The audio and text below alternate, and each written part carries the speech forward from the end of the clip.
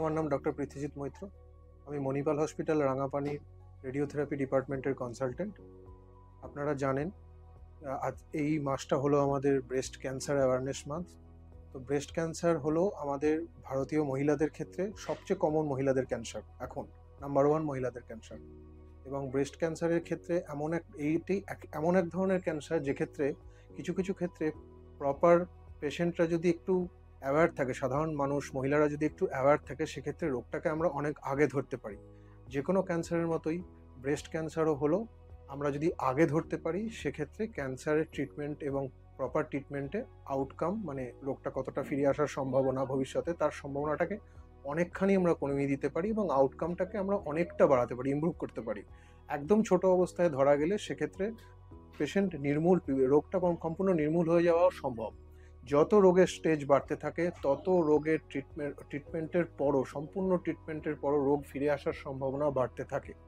সেক্ষেত্রে যদি ব্রেস্টের আপনারা যখন আপনারা ড্রেস চেঞ্জ করছেন, যখন মহিলারা ড্রেস চেঞ্জ করে কিংবা যখন বাথরুমে আছে, নিজের সেলফ ব্রেস্টের এক্সামিনেশন করা খুব দরকার। ব্রেস্ট ক্যান্সার সাধারণত 40-45 এই বছরের বয়সের পর থেকে আসার সম্ভাবনা বাড়তে থাকে। যত বয়স বাড়তে থাকে ব্রেস্ট ক্যান্সার হওয়ার প্রবণতাও তত বাড়তে থাকে। তাই বয়স বাড়ার সঙ্গে সঙ্গে 50 বছর কিংবা 50 ঊর্ধ্ব মহিলারা সাধারণত রুটিন একবার মাসে অ্যাটলিস্ট, কিংবা 3 মাস কিংবা 6 মাসে অ্যাটলিস্ট ব্রেস্টের ক্লিনিক্যাল এক্সামিনেশন কিংবা সেলফ এক্সামিনেশন খুব দরকার। সেই ক্ষেত্রেই আমরা কোনো ছোট লাম্প, কোনো সাসপিশিয়াস লিশন পেশেন্টই সবার আগে ধরতে পারে।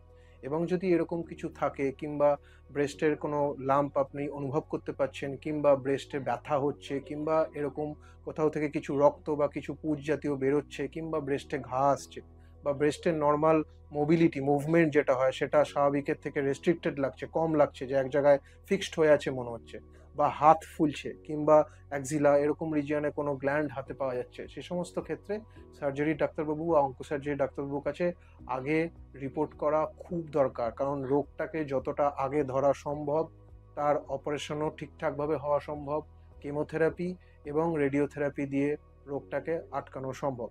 আমি রেডিয়েশন অঙ্কোলজির ডাক্তারবাবু, সেই ক্ষেত্রে আমি বলতে পারি যে ব্রেস্ট ক্যান্সারের ক্ষেত্রে যদি ব্রেস্টের কনজারভেশন সম্ভব হয়, যদি রোগটা ছোট থাকে, যদি সার্জারি বা অঙ্কোসার্জারি ডাক্তারবাবু মনে করে ব্রেস্টে কনজার্ভ করা সম্ভব শুধু লাম্পটাকে বার করে দিয়ে, ব্রেস্টটা সম্পূর্ণ কেটে না বাদ দিয়ে, সেক্ষেত্রে রেডিয়েশনের রোল বেশি সবার ক্ষেত্রেই লাগে, সেক্ষেত্রে রেডিয়েশন দেওয়ার অপশন থাকে। তখন ট্রিটমেন্টের একদম শেষে সার্জারি এবং কেমোথেরাপির পর রেডিয়েশন আমরা দিয়ে থাকি, ব্রেস্টটাতে রেডিয়েশন দিয়ে থাকি। আর যদি সম্পূর্ণ ব্রেস্টটা কেটে বাদ দেওয়ার মতো অবস্থা আসে, সেক্ষেত্রে বড় রোগের ক্ষেত্রে অনেক সময় আমরা ব্রেস্টটাকে কেটে স্টেজে কত বড়, সেক্ষেত্রে আমরা সেই অনুযায়ী ডিসাইড করি রেডিয়েশন দেবো কি দেবো না। তাই জন্যই বাড়িতে যদি আগে কিছু রোগ ধরা পড়ে, বা যদি রোগটাকে আপনার যদি মনে হয় যে কিছু ব্রেস্টের সমস্যা হচ্ছে যেটা সন্দেহজনক, একদম লুকোবার দরকার নেই, সার্জারি কিংবা অঙ্কোসার্জারি ডাক্তারবাবুর কাছে সবার আগে রিপোর্ট করুন। ধন্যবাদ।